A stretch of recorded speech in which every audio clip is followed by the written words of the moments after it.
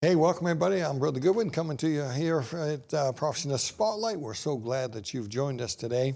We're going to continue with our thoughts on Christmas, the truths of Christmas from Dr. Hiltebittle. He's sitting right here. And we're going to start this week off with the wise man. And boy, I've got some questions. He's giving me some stuff, but I got some questions that I'm going to ask Doc that he doesn't know about. We're going to try to put him on the spot here. And I like doing that. And but let me read a couple of verses here. Matthew chapter 2, verses 1 through 3. Now when Jesus was born in Bethlehem of Judea, in the days of Herod the king, behold, there came wise men from the east to Jerusalem, saying, where is he that is born King of the Jews? For we have seen his star in the east and are come to worship him. When Herod the king had heard these things, he was troubled, and all Jerusalem with him. We're going to discuss why they're troubled here in just a couple minutes. Why was Herod and all Jerusalem, why were they troubled that these men had just come seeking this Messiah? And so we're going to look at that and many other things in today's program. So fasten your seatbelt. Doc's got some good stuff to share with us. Truths of Christmas. Stand by.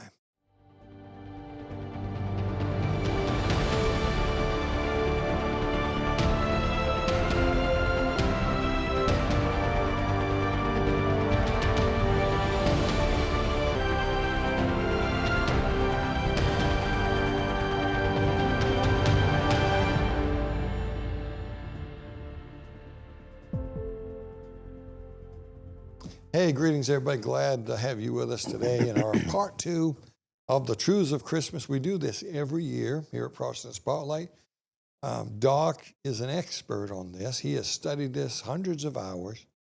We got some books stacked up on the desk here that Doc wanted to put. I don't know if he's planning to say anything about those, but some of these books are books that he has poured over and got historical information from that he's been teaching for many years about Christmas.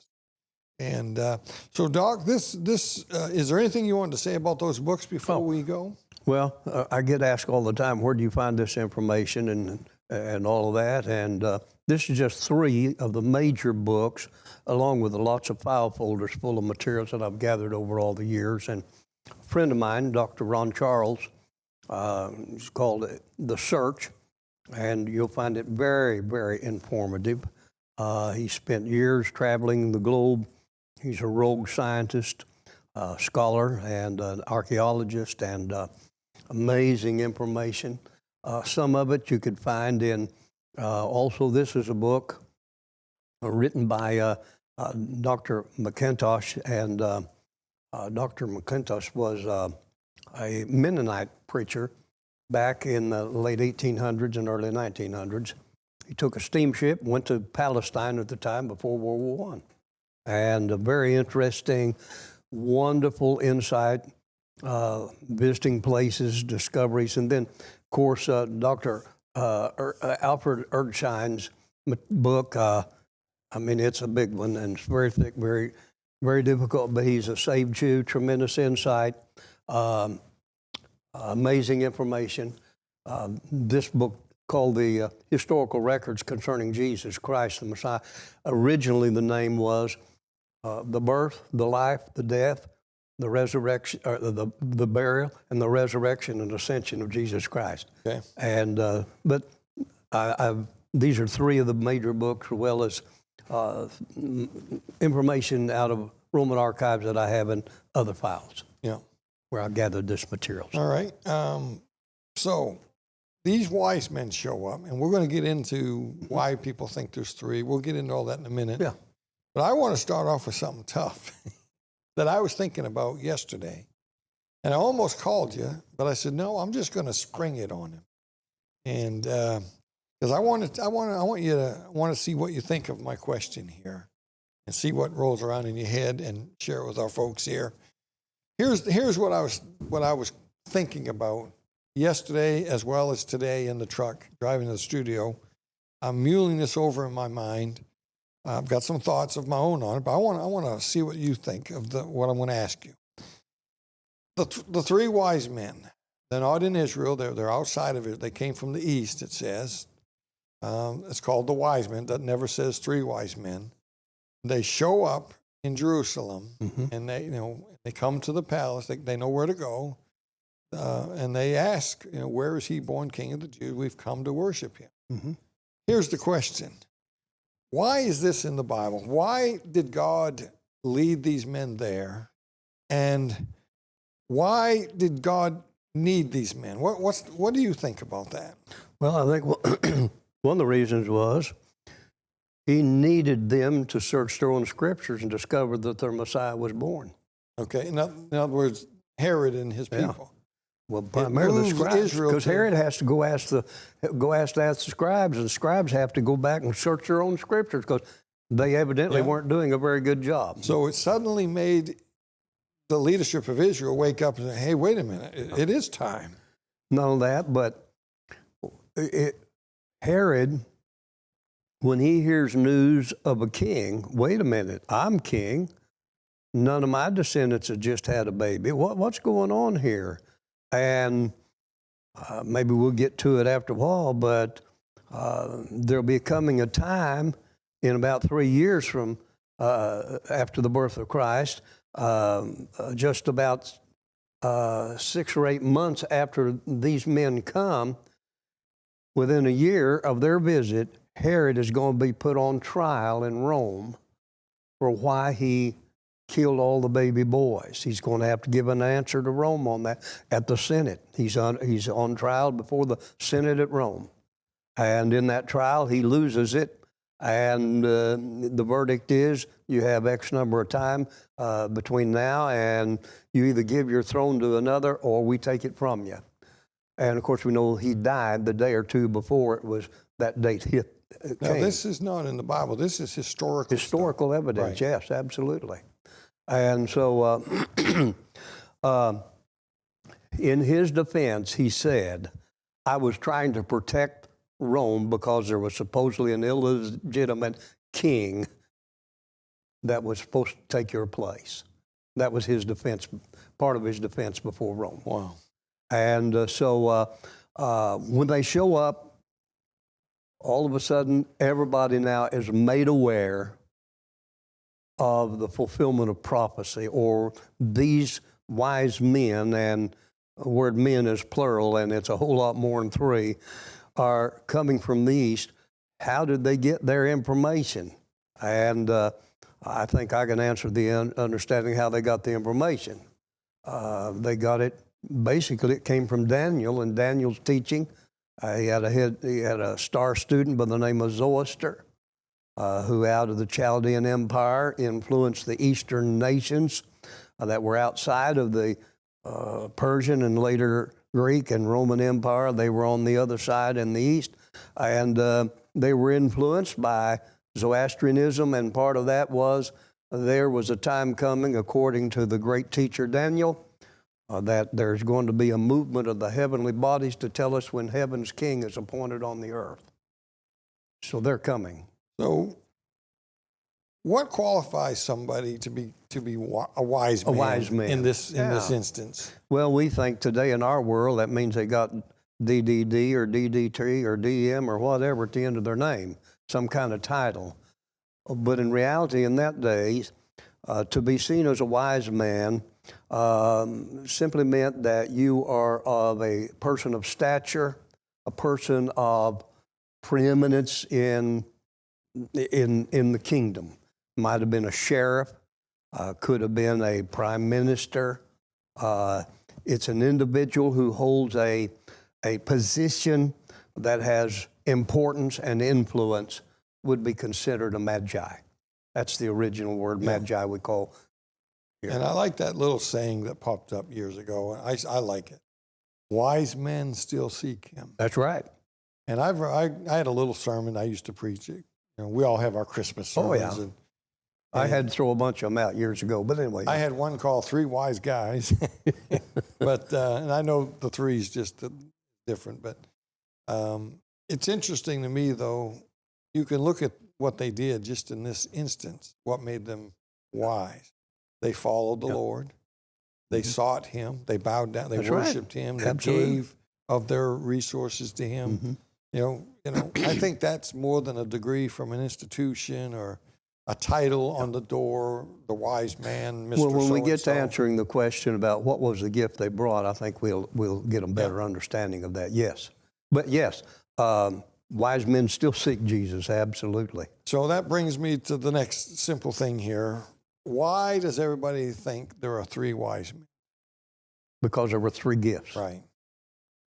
But I can tell you from not only the research from these books, but others that I have, that there would have been as many as maybe 1,000 camels in the camel train. Wow. How far did they travel? Well, they traveled all the way from the 13 federated nations on the east side of the Persian Empire. Any idea how many miles that is, or how many days it took, or months? Well, it was, according to the Roman archives, it was about 21 months later, because about after he did what he did, Herod did what he did with the children. News got back to the federated nations that had brought the gift and paid homage to what they thought was heaven's anointed king to rule the earth. And so you got to remember, Isaiah had already written about the birth of of the baby. It was not only going to be a virgin birth, but it was going to be he was going to have the government, the world's government, on his shoulders. And he's just a little bit before and contemporary, basically, almost with Daniel. He's just before Daniel. So Daniel knows these things. He shared them. So so they have come bringing their gifts. Now, would you agree that somebody's kind of the head guy? There's always going to be a leader. I'm sure there was. Who is it that said, "Where is he born king that we've come to"? Somebody made that There statement. may have been, yes, but we know that there were 13 federated nations. As a matter of fact, we're talking China and India and all of these people that's on the east of.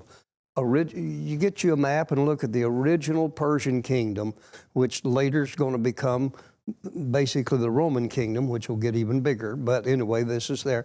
And east of that was 13 nations that were federated together. They kind of like Canada is. Canada's got these provinces that are federated together, and it was under Russia's confederation. They had all these nations, but they were federated together under communism. Well, they were federated together, and they together had a much larger army, if you put them all together, than the Roman armies. And on, I believe it was January 18, if I remember right, in the records, about 23 months or so after they had come to Jerusalem, they sent another entourage back to Rome, declaring, "We're getting an army together because we hear you killed heaven's appointed king." And they got a 10-year duty-free trade zone to stave off war. That's what brought King Herod to trial and brought judgment upon him, was all of that. So, what was it, and when was it that these wise men realized it was time to head there? Well, it appears that Daniel was talking about a star, and in that you realize he's talking about a movement of constellations. And it's obvious on day number 4, God put all of these movements of the constellations and all the stars in their order, he said. So 4,000 years before this, it's obvious God had designed the time in which he was going to move the heavens to make a statement to those that were looking. Not uncommon for the people of the East. Anybody that had Chaldean influence in them would have been stargazers. They would have been looking at this. Many were astronomers and many were astrologers. And so they were looking for the movements, and they understood all of these. what was happening, and we don't have time to talk about, but the certain planets are and certain constellations are associated with certain countries. And the stories that's revealed in the research of these three, as well as some others that I have, would indicate that the movement of the Jupiter, which is the king star, we call it a planet, seemed to pass through the constellations of Virgo as a king child being born. As best we can tell, it's only happened twice in all of history. And somehow or another, I don't know how, but God designed it so it would happen as it did. And to them, it said they had each one of these for different parts of the world in which they had of a known world at the time. To the men of the East, they would have seen it saying, a king is born in Jerusalem, because that's what the movement would have told them. Now, when that happened, would that have been the same day Christ is born? Possibly. Yeah. So my point is, everyone thinks that they're going to go to Bethlehem because that's where he was born. But this is a year and a half or more later, About 18 months from their own records. By the way, in two of these books, as well as other materials that I've gathered, 5 different historians wrote about the camel train. 3 of them were riding with the camel train. Oh. And one lived in Damascus and the other in Jerusalem. And so when it says all of Jerusalem was troubled, can you imagine an entourage of about 1,000 camels in a camel train showing up in Jerusalem? Because you see, in the Roman Empire, you had ports of entry. Mm-hmm. If you were coming from the east, you would have come into this area up where Matthew would have been the seat of customs. And so instead of coming in that way, they made a direct beeline there. So there's all kinds of, what's all this doing? Can you imagine? They're bringing gold, and they're going to travel through what we would call in our world today Badlands. They didn't come just the dignitaries from 13 countries. Okay, so let me stop you right there, because we'll get to the gold and myrrh. They go to Jerusalem. Why? I guess because they've seen the movement of the stars. It tells them the king's born in Jerusalem. Oh. That's what they see, the movement. But really, he's the king of Jerusalem, kind of. Yep. The king of the Jews. Right. And I guess it's the obvious place to go. You go to the county seat, or that's right. So you to go to speak. where he was born, Jerusalem. Yeah.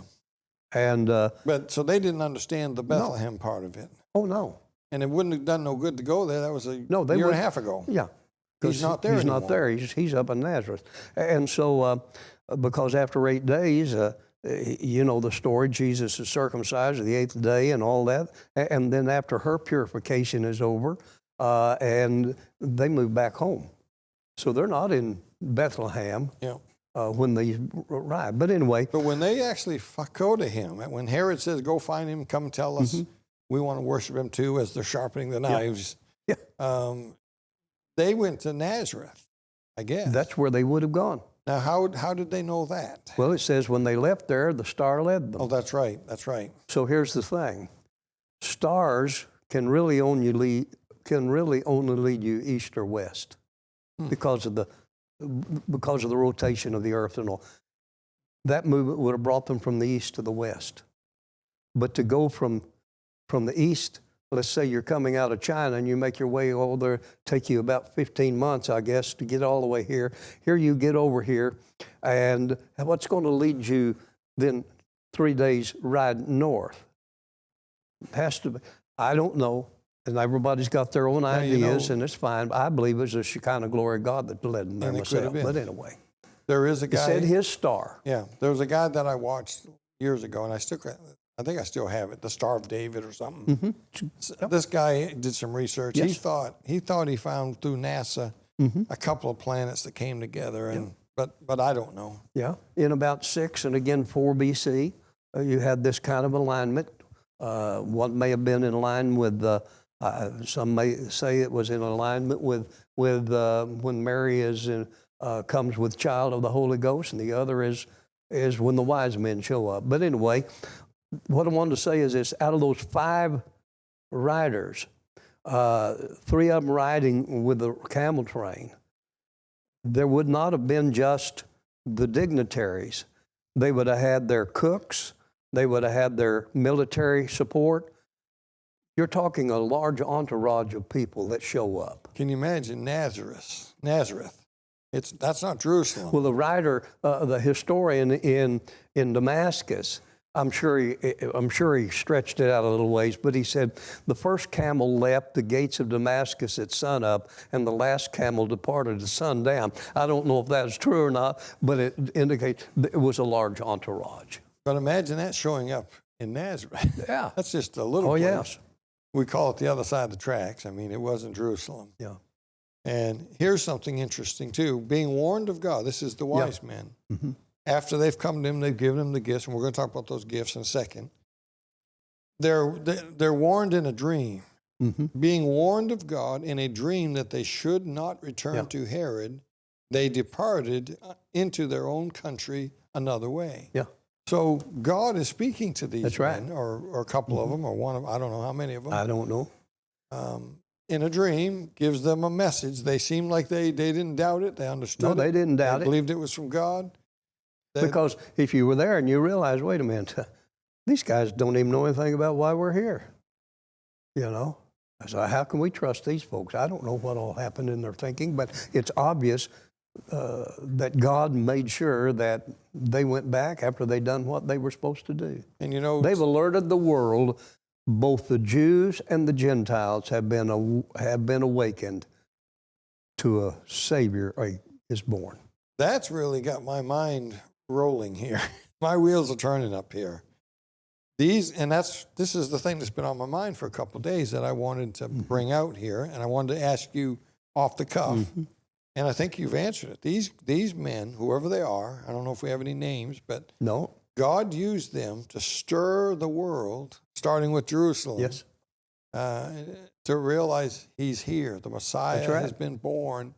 And he used these men from hundreds of miles away Yes. to be the thing that did that. They go and they bring gifts to him. God communicates with them in a dream. Mm-hmm. They believe him. These men That's right. evidently they're they believe in something. I Yes. mean, they came to Jerusalem because they believed the king was born. That's right.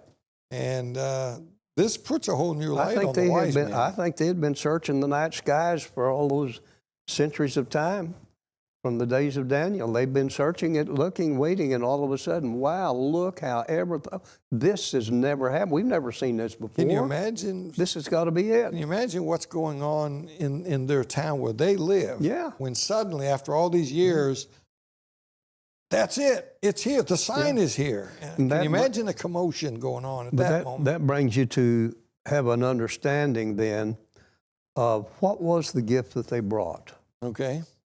I know, and it's not wrong for you and I. We see the words, and I don't doubt my King James Bible when it says, and they worshiped him. They gave their gifts and they worshiped him. The word worship there means to prostrate oneself. The gift that they brought from a historical secular setting, because they are coming as representatives of their nations, bringing a gift that is going to represent to this king that when you assemble and you take your throne, you are not going to have to conquer our countries, because in advance we're giving you the gift that was called the gifts of Ramses, which signifies that we believe you are heaven's appointed king on the earth. Wow. So spiritually, we see it, gold and frankincense and myrrh. We see it as from a spiritual standpoint of deity and humanity and suffering, the things that was Jesus came for. And I'm not saying that's wrong, but these men were coming on behalf of their nations, realizing that a major event on a world scale has just taken place. the gift of Ramses was first given to Ramses by Nebuchadnezzar from Babylon, saying after a war, we recognize you as heaven's appointed king at the time. So it wasn't an uncommon gift given by nations to someone they saw as the absolute power at the time. But they were coming to say that when this child becomes on his throne, he doesn't have to conquer our nations. Now I have on here, of course, they brought the 3 gifts, and we don't know how much gold, we don't know how much. That's right. And maybe there's some thoughts in the history, I don't know, but it's enough to sustain Joseph and Mary for a considerable number of years in Egypt. That's what I was just going to say. That, God had everything worked out, didn't he? That's right. And he brought this wealth from outside the nation of Exactly Israel. right. And men outside the nation of Israel stirred. Boy, isn't there a prophetic lesson there? Yes. Isn't it Christianity that is trying to stir up Israel to their roots and the Messiah and all that? The gold, of course, the frankincense is very expensive. Yes. And so this was, according to Luke chapter number 2, Mary's giving her account. And what our listeners and audience needs to remember, Luke is sitting down with Mary, and Luke chapter 2 is Mary's recollection of the events. She's reciting it to Luke, and he's recording it. And so she, later, Gamaliel by the Sanhedrin is going to be commissioned in Jesus' early days of ministry, and he's going to be commissioned to go find Mary and ask her these questions. It's in the 27 Talmud, and she gives a report there that they used that funds to sustain them as they stayed with some of her family in Egypt while they were away. Well, Doc, this is awesome stuff. And every year I like to take another direction and share some other things. And I think you hit it out of the park today, I think. This is some very interesting There's a whole lot more, folks, here. a whole lot more. Get our materials and you'll be encouraged greatly. We got DVD, we got CD, we've got flash drives. I have a lot of people that buy them for their children, give them to their families so they can watch them for Christmas. And I think she's already put up how to get those, but you can always call the 800 number and inquire if you need to. What's this all mean, folks? What is Christmas all about? What is the coming of Christ? Why did these wise men and these hundreds of people or thousands, why did they travel so far? Because this King Jesus is the Savior of the world. Amen. That's what it's all about. As Doc says all the time, it's all about redemption. Yep. I hope you know him. I hope you're born again because he's coming back. You better make sure you know him. Amen. Until next time, keep your eyes on them skies.